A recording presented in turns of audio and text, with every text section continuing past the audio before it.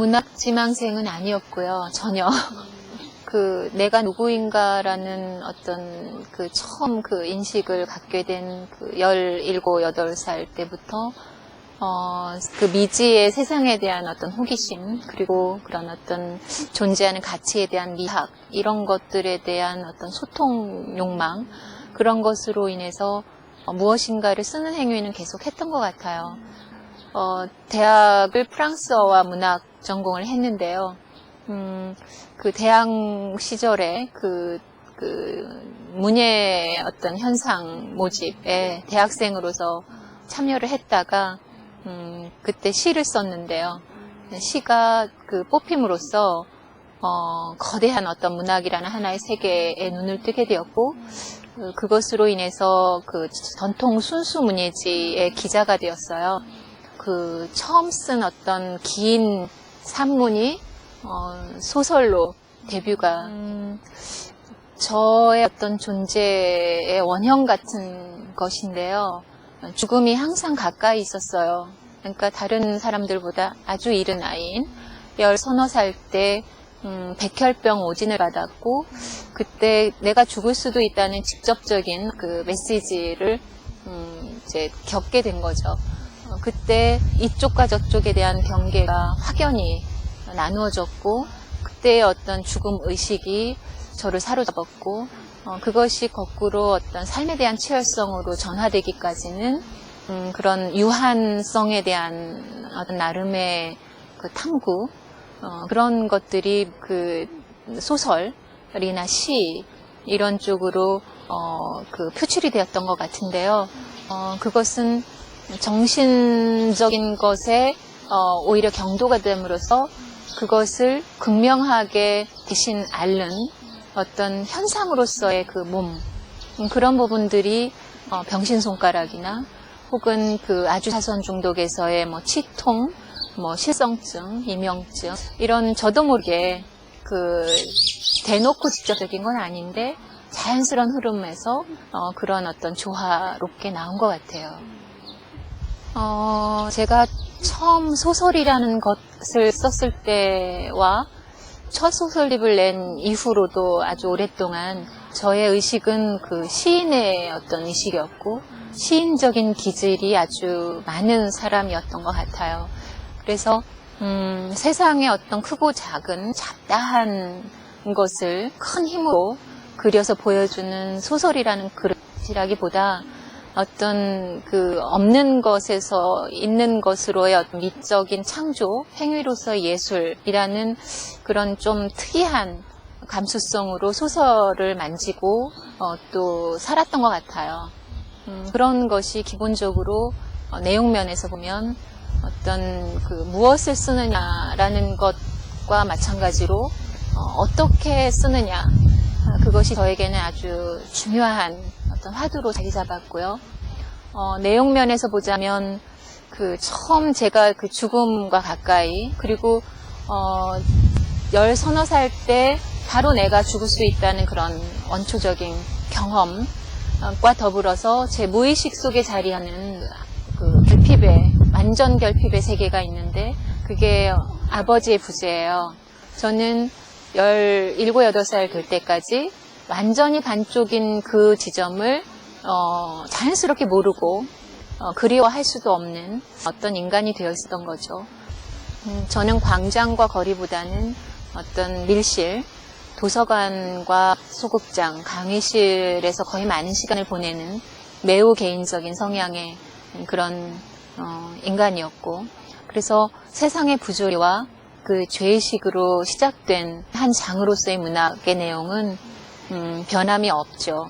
그리고 소설이라는 어떤 그러한 기법적인 새로움을 탐구하는 그런 한 예술가로서의 소설가를 여전히 꿈꾸고 있고 앞으로도 그럴 것이라고 생각해요. 글쎄, 제가 가장 거부하는 것이 여자들 한정된 영역이거든요.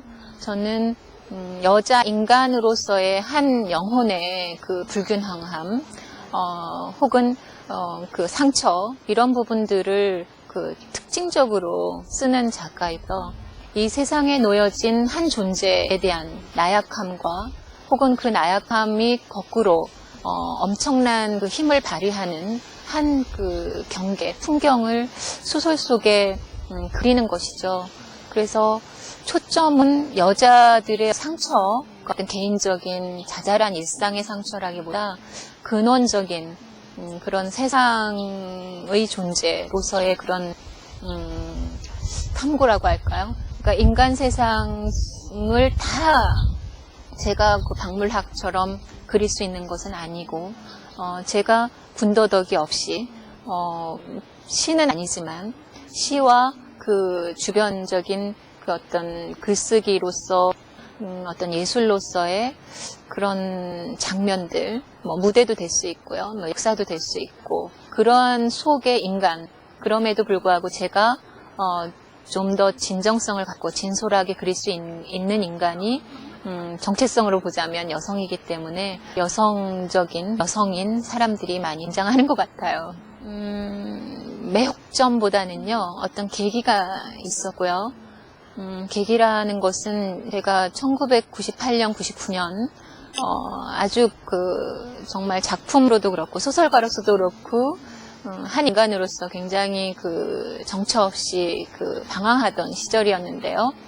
공간도 아주 많은 이동을 했고 의식적으로는 거의 저를 놓아놓은 상태였는데 그때 저에게 그 다가와서 함께했던 어떤 식구처럼 함께 생활했던 그 인물이 서양 미술사에서 누락되었던 그 서양 최초의 그 여성 화가 아르테미시아 젠틀레스키였어요. 그 여성 예술가는 아버지와 그 이름을 놓고 불멸의 그 경쟁을 벌이죠. 아버지가 아니면 그녀가 오로지 하나가 미술사 혹은 예술사에 남게 되느냐, 아니면 둘 다 사라지느냐, 이러한 둘 다 남느냐, 이런 기로에 선 투쟁이었는데 그 투쟁의 과정이 저의 그 삶 속에 굉장히 그 긴 분량의 장편이었지만, 장편 겸 평전 소설이었지만 저 삶의 한 시기를 건넜던 것 같아요. 또 다른 그 어떤 예술가, 인간이 눈에 들어오기 시작을 했는데, 그때 이제 공교롭게도 이전에 알았던, 그러나 그때 새로 발견된 그런 프리다 칼로라는, 또 그녀는 이제 남편과 그 어떤 동일한 그런 예술적 투쟁, 그런 예술가의 어떤 정체성을 또 만나게 되었고, 그 다음에 좀 늦었죠. 우리에게는, 내 가까이에겐 누가 있나, 이런 순간에 나혜석이라는 그 인물이 그 어떤 하늘에서 이렇게 오는 빛처럼 이렇게 귓가에 쓱 이렇게 들어오는 것처럼 그렇게 저에게 다가왔고, 역시 기질적으로 제 소설 쓰기의 방식이 무엇을과 더불어 어떻게 쓰느냐이기 때문에 그 평전식이 아니라 그 어떤 메타 그 소설적인 그런 어떤 형태로, 예, 그 소설적으로 형상화를 했습니다.